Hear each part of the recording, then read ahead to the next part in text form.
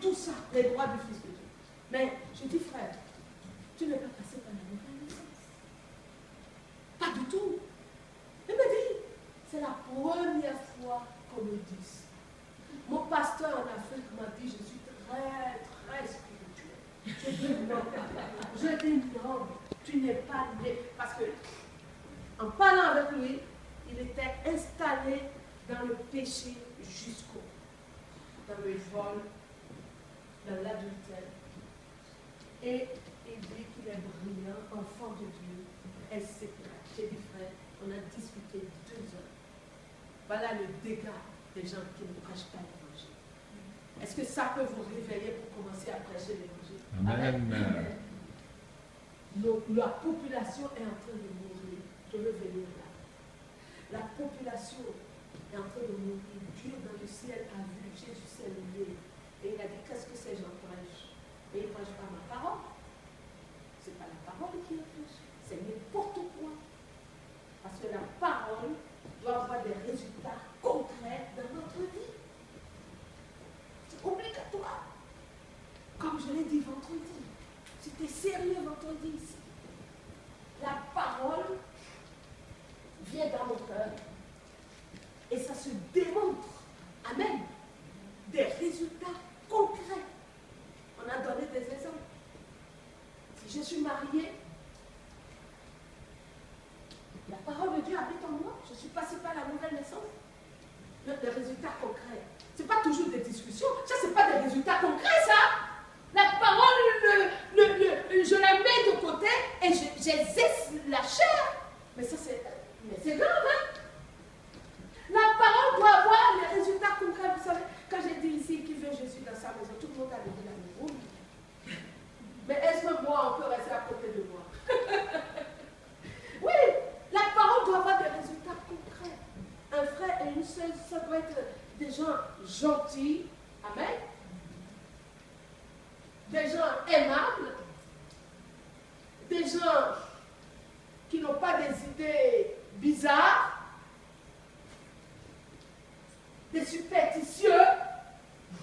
Il n'y a pas de la superstition dans le royaume des cieux. Vous êtes d'accord avec moi? Ah ben oui. Si je suis superstitieux, je vais me méfier tout le temps. Je vais me méfier.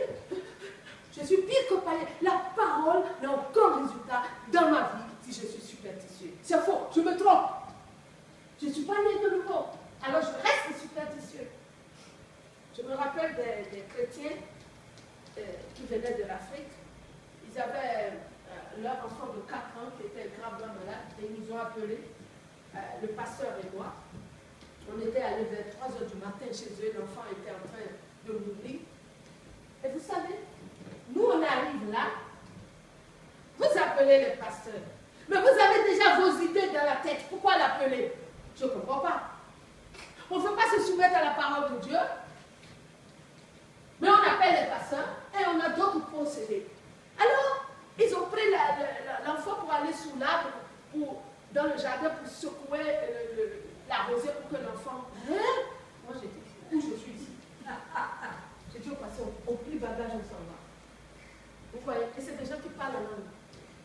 Et c'est des gens qui disent, j'ai reçu Jésus, ils n'ont jamais connu le Seigneur. Jamais. On ne sait pas de quelle langue ils parlent.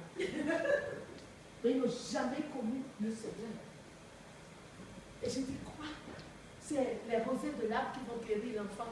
La superstition, quand on n'est pas né de nouveau, on vit dans la superstition. Et la superstition ne sauve pas. C'est Jésus qui sauve. Amen. La seule personne qui peut nous sauver, c'est le Fils unique de Dieu. Amen. C'est Jésus, le Fils unique. Et je vous assure, si vous passez par la repentance, les Exode 20, et vous dites, Seigneur, je veux tout ce que j'ai fait, je veux les abandonner. Je ne les veux plus. Je veux me redresser. Je veux que tu me donnes la force de ne plus les faire. Je veux, Seigneur, tu changes ma mentalité. Et on se met. Bon. Souvent, le chrétien fait ça. Mais ce qui fait défaut souvent, après la nouvelle naissance, la Bible dit de jeûner et de prier. C'est ça qui fait défaut, en fait. Alors, et je commence à jeûner et prier. Je vous assure. la mentalité commence à sauter. Quand vous voyez même le serpent, vous voyez n'importe quoi, mais comparé à la puissance de Dieu, qui a un manteau sur votre vie, mais ces choses sautent. C'est inutile. Ça devient la boue. Vous dites, mais ça n'a aucune puissance. Comment attribuer la puissance à un serpent qui est sur la route, alors que vous êtes revêtu de la puissance d'en haut? Mais la puissance d'en haut ne peut pas révertir quelqu'un qui n'a pas la nouvelle naissance. Impossible. Amen. Vous êtes d'accord avec moi? La puissance d'en haut vient quand on est une nouvelle créature. Amen. Les choses anciennes sont passées. Voici, toutes choses sont devenues nouvelles. Notre Dieu, il a amené la parole qui nous libère, qui nous transforme. Ou bien, on a plusieurs Bibles dans la maison. Cette parole est venue dans notre cœur. Cette parole-là, si nous nous soumettons humblement à cette parole, nous allons nous retrouver à table un jour avec le royaume des cieux. Je vous assure. Autrement, si on n'est pas vraiment soumis à la parole, voilà ce qui se passe. Je vais vous dire. Si on banalise les 10 commandements, vraiment, vite, Seigneur, allez, donne-moi. On ne pleure pas sur ses péchés, on ne les regrette pas, on dit Seigneur, je ne recommence pas. Moi quand mes frères voulaient, ah oui, il faut encore mentir aux parents pour prendre, je dis non, moi je me suis déconté. Alors vous voyez pourquoi je ne peux pas être œcuménique? Je pleurais. Et je ne comprends pas comment des pasteurs, des évangélistes sont œcuméniques. Je suis désolée. Et même des gens qui courent derrière les œcuméniques. Mais vous aurez quoi? Non mais je ne comprends pas. Je ne sais pas. On dit les idolâtres ne rentreront pas dans le royaume des cieux. Pour moi, c'est très clair. Mais c'est plus que clair. Et c'est très clair dans la Bible. Alors, je ne peux pas suivre les idolâtres.